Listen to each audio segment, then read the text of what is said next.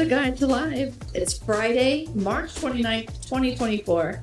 And this is your weekly hangout to join us to talk about live streaming with people who really know what it's like. Because, let's face it, no one really knows what you're talking about if you say you're a live creator. Yeah, but we do. Yeah. So I'm Tara, and across from me is my co-host, Ben. And together we make up the Guide to Live team. Yeah, we do. So it's been a busy week for us, hasn't it? It's been a busy week, but it's been an amazing week because we're getting ready for a trip to New York City. NYC, yeah. I know you've been working hard on it. We're taking a bunch of people to the TikTok studios, the New York offices. In Times Square. But I have an update for you. So it comes with a question. I know you don't know the answer to this yet. Okay, yeah. So can you or can't you live stream from a helicopter? Helicopter. A helicopter. Yeah. I think you can. I think you can, depending on how far up you go, like altitude wise, maybe. I think. Yeah. I mean, you're kind of right and wrong. Like, so I've been speaking to a helicopter company about this because there may or may not be the world first ever live match battle happening on a helicopter. Oh, there may or may not be. Yeah. That's so exciting. But so here's the skinny on it. So apparently if you're in a helicopter, you have great signal like outside of the city when you're flying around. But the second you get over the city, the cell networks are so like under stress that it kind of like it loses the stream. Yeah, that makes sense. So, but I mean, I was thinking who would need to know that? But it's actually like the closer you are to other people with their cell phones, still, you're limited then. So that makes sense. Let's talk about what we're talking about this week. Yeah, let's talk about it. So the history of live streaming. Yeah. Where did live streaming come from? Why did it happen? Yeah. Why did it happen?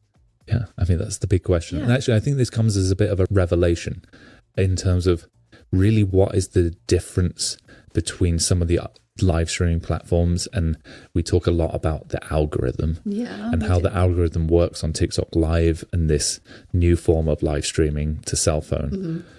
But there are some differences. You can take it anywhere you go. Whereas like most people, when you refer to live streaming, it's like gaming. I'm sitting. That's the history. Still, I think like if you go into the corner store and you said I'm a live streamer, I would say 99% of people are going to think you're a gaming live streamer. Yeah. And that's just because of the history of where it came from. Yeah. So you ready to go on a whistle-stop tour of the history? I am ready. I love history. History is one of my favorite things. I like to know where we came from. You're a why person. Yeah, I'm a why person. It's like you're not going to know where you're going or where you are right now unless you know where you come from. And exactly. That way you can figure out and gauge like what you need to do to set a goal. Yeah.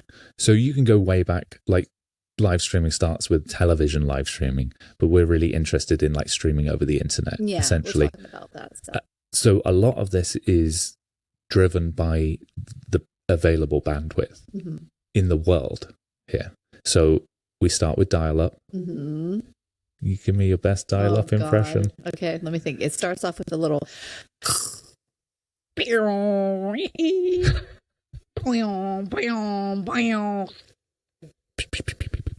Yeah, and that would always... It sounded like a bouncy sound. And like your parents you could never sneak. If you wanted to go online and chat with your friends late night, you could never sneak it. You can't sneak it online. It. Everyone would know in the house. That sound is like burned into the mind of a whole set of people, and then at some point it stops and no one else heard it ever.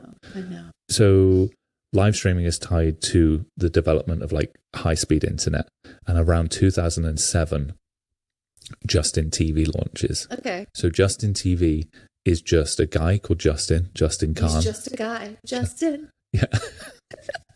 Justin Khan, who is the founder, along with a couple of other people of Justin TV. And he streams a live webcam he sticks a webcam onto his hat. Where's this going? Oh, his hat. Okay. You're like, I hear he sticks a webcam. Like, where? Yeah. On his head. His hat? And he live streams 24/7. And so you see his life. And like, there was a little bit, some of the wording is like live streaming. Yeah. Glad that didn't stick. Does he like does he have like a thing that covers when he goes to the bathroom? You don't need to immediately go to the... I mean, I'm a nurse. That's the question. Like, people have functions that they do. And like, if it's a 24-hour stream, they're going to use that function at some point. Yeah. Mm-hmm. So they're live streaming and people are interested because it's the first time that has ever really happened. That, like, watching people do stuff like that in like a 20, that's like voyeurism. Like, that's kind of like, and we know that works. Big Brother, it comes a lot. All of that stuff is like, I've been observing people since I was a child. Yeah. I love watching. You learn a lot from it. You do. Yeah. You do. So don't be creepy. Don't be creepy. Yeah. There's a great message. If there's one thing you take away from this conversation, don't be creepy. But also maybe the history of live streaming. Yeah. What is it? So they're streaming and it becomes popular enough that the channel, it becomes Justin TV, the website, and they add more channels. 30, 60 are the creators. Okay. They didn't call them creators back then. But they were just called people with other channels. Yeah, and they were live streaming things. Roughly, different they're similar to Justin TV, different kind of things. Yeah. And then they add in niches. So they think, we've got enough channels here, we need to divide it up, like, and tell people categories. Yeah. One of the categories is gaming. Oh, yeah. So I'm going to pause here because something else has been happening in parallel to all of this. Yeah. Before kind of concurrently at the same time, Justin TV's happening. Webcams have come out a little before that. This goes back to the gaming community. Yes. So, like, you're way more of a gamer than me. Yeah. You're a fantasy gamer. Is that a fair adventure quest? Adventure gamer. Quest. Yeah. Yes. But when did that all begin? Gosh, 70s. Okay. Like in the early to mid 70s. Like, and to be honest with you, like, it was on PCs. People were playing with each other, and it was like telegaming. Right. So they were chatting, text chat, talking back and forth, and then they were literally like typing in the code to like make their moves. Yeah. And like those are the really, like, when they were developing games too. But that, yes, that is how the community started, with the gaming community. And then like with the texting, because that's like multiplayer games, you have to be able to like communicate with one another. And this is all in dial-up at this point. Dial-up, still. Yes. Mm-hmm. So there are gamers that are playing games, mostly kind of like you're moving a cursor, not even a cursor, you're moving a player around. Yeah, like I was playing Adventure back in the day. Adventure? Yeah, you ever heard of that game? Yeah, it rings a bell. Yeah. What was Adventure? It was a really fun, like, kind of like quest adventure game. I mean, it's called Adventure. Uh-huh. But I remember playing it, and it was basically like you're a pixel, and you're like moving around on the list. Like, you're a pixel. You're moving around, and there's these little creatures, and you have to get a key. You have to go through this like turmoil. So you have to get a key to get into this castle or dungeon or whatever. Yeah. But there's all these obstacles that get in the way. And then when you do finally get into the castle, then there's all these other like hidden things that you have to avoid. Who would have figured out that little Tara would have grown into big Tara who loved Zelda? I mean, it's basically a precursor to the game. It's like Adventure is definitely, I definitely think that Zelda was inspired by that game. Yeah, I think you're right. I remember Adventure. So everyone's in there playing these games. At the same time, webcams come along because the bandwidths got big enough. So naturally, those people who are playing games, who are chit-chatting with each other while they're playing games, get webcams. Yeah. So, and I think this is where everything we've talked about so far has been technology-based. Yeah. The development of technology led to things. This is where I think this is the kind of one of the key secrets, or the like roots of the puzzle right here, is that the human element comes in. Mm-hmm. You get 10 people who are playing a multiplayer game. They were chatting. Now you put webcams on. Now you can see them. You can see them. You can see each like, other. Naturally, in a group of friends, in a group of people, one of those people are going to be the gregarious one. Yeah, there's going to be me, who's going to come on one night all dressed up as Link or Zelda. Right. No, I'm not. That's not a multiplayer game. But I'm going to be dressed up as one of the characters, you know? Yeah. But larger than life. Like if you put 10 people in a room, one person is going to be the one that is like holding the conversation, or they might be super interesting, or they know the game really well. Yes. They're compelling in a way that people want to watch them. Mm-hmm. So, and that's just human nature going on. But it's very much your viewing. It's almost like the cool kid. you're viewing the cool kid in their bedroom, essentially, like doing something, and they're being funny or whatever. Yeah. Then, so this is all in parallel with so Justin TV has added the gaming section to it. And what that does is allow people to watch other people play the game while they're not playing themselves. So it's like passive viewing. Yeah, and because everyone has already figured out talking back and forth because they're not playing the game; they're just watching other people play the game together. Yeah, and naturally, you watch the kid, the person who is the most entertaining. Yeah. So they've added these categories into the website, and the gaming one just explodes. So obviously, people are interested in watching people play other games who are interesting while they're doing it. It was the most popular channel. Yeah. Yeah. So this is now 2011. It's been around for a little while. So what does Justin TV do? They launch Twitch.tv. Yeah. Twitch.tv is essentially a streaming platform designed for gamers to stream. It's expanded since then to in other categories. Yeah, but that's how it started out launched. just strictly for gaming. Yeah. I remember Twitch because I remember our son was watching just people playing video games, and I was like, "Why are you watching people play video games? Don't you want to play them yourself?" Yeah, he's more intense.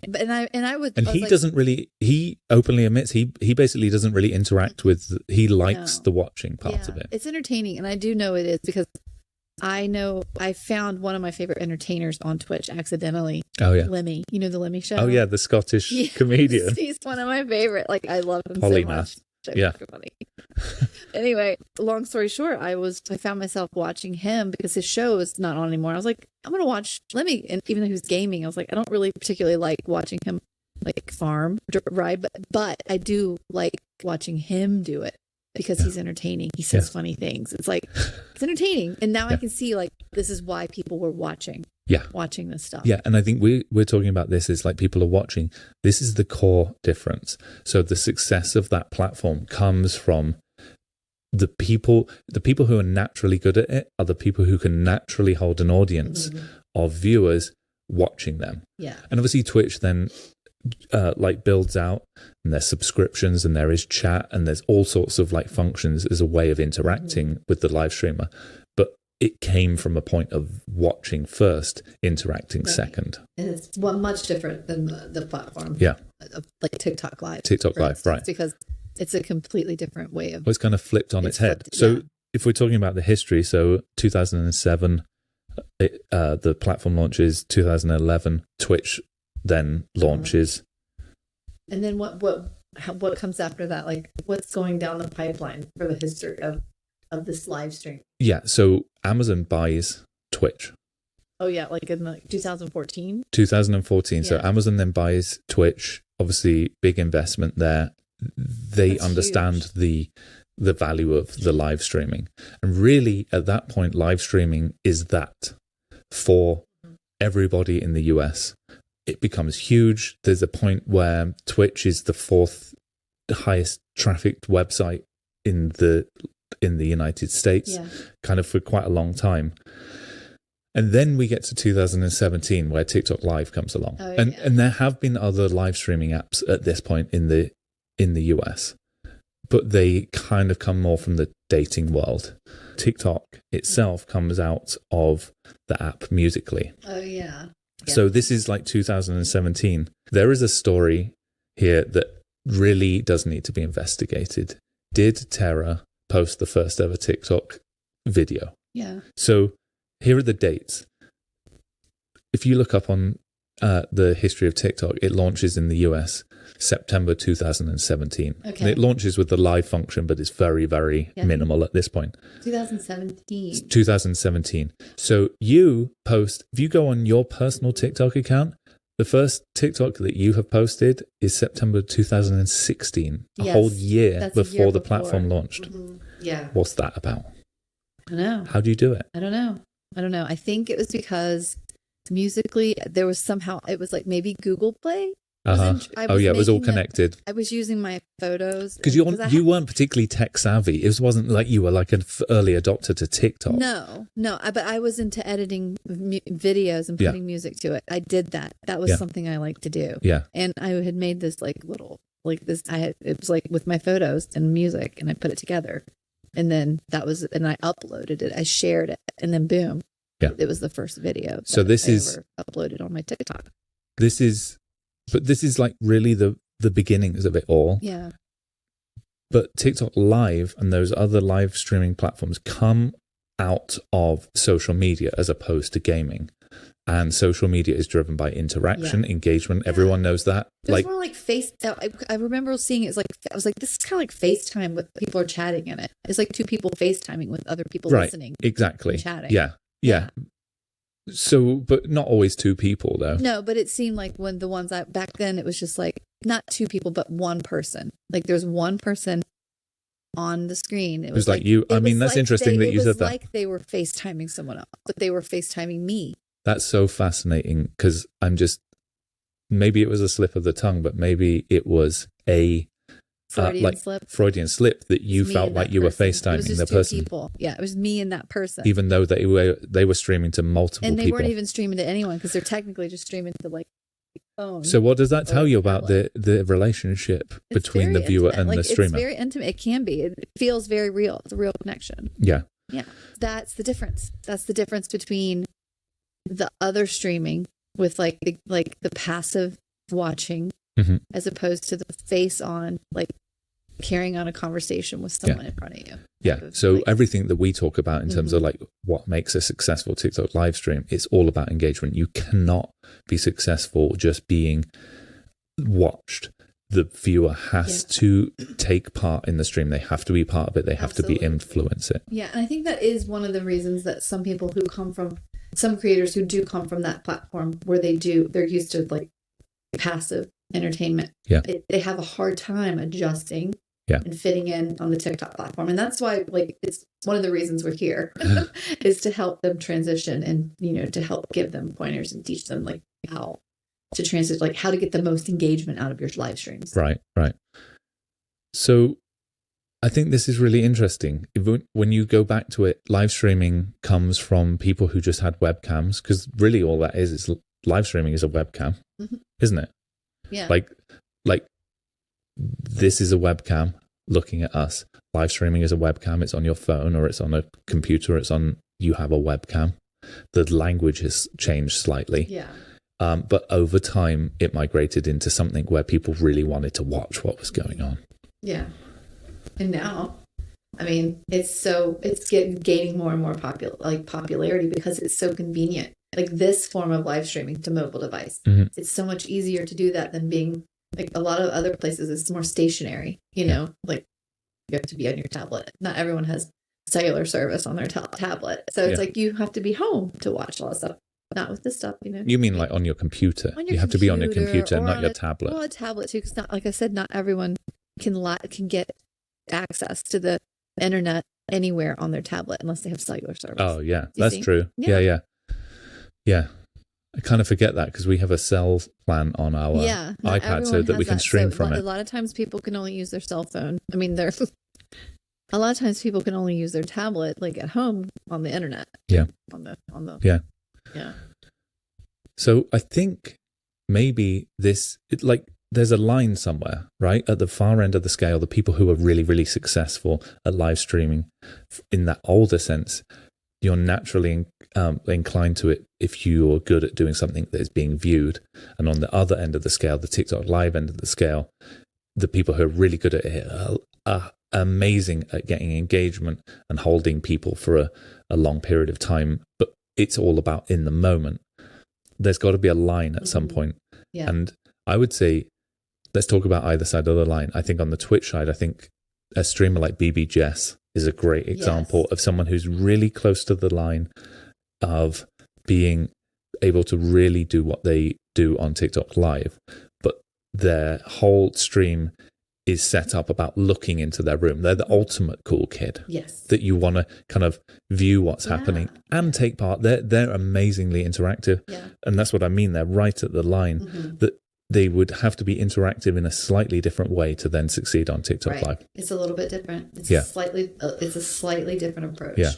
And maybe on the other side of the line is the Chris Netzels or even the Doc Comptons, where they are trafficking in long form content where the watch time is high, but they are then able to get this like level of engagement going on. Absolutely. That triggers the algorithm to send more and more people their way. Yeah.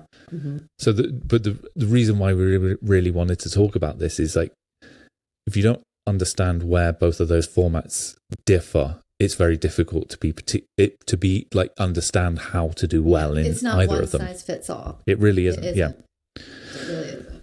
Yeah. Yeah. So, welcome to the history of live streaming. Yeah, it's really interesting. Yeah. It really is interesting to see how far we have come since the 70s.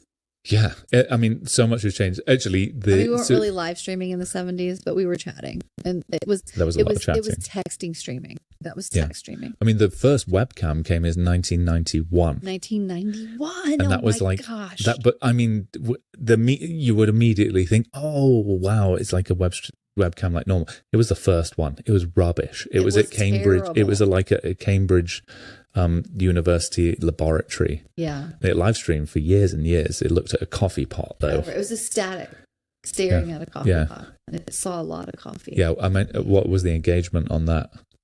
It's like watching the wildlife. It's like Animal Planet. That's live streaming. Yeah. Well, I just want to wrap up here with something for the new live streamers on TikTok as well. This starts on the 29th. This is the day we're recording this, but it runs for quite a long time through to the 8th. It's called the TikTok Live Creator Bootcamp. Oh, yes. It's essentially a set of challenges, multi-stage challenge. TikTok Live loves that. This is fun. A multi-stage challenge. These are fun. And these are great because, especially if you're new, these are things that are really designed for you, especially for you. They're set up for you to succeed, especially with our help. Like with our encouragement and, a little bit of navigation. But we think that these things are great because they push you out of your comfort zone. They teach you about what's going on in the app as far as features and whatnot. And then at the end, you get to, whoever completes it gets to share a pool of rewards. It's 300,000 diamonds as well. So there's a little diamond reward in there as well. At the end, you get a little reward. Yeah. But anytime we see these things, we really recommend everybody who is eligible for them gets involved. Yeah.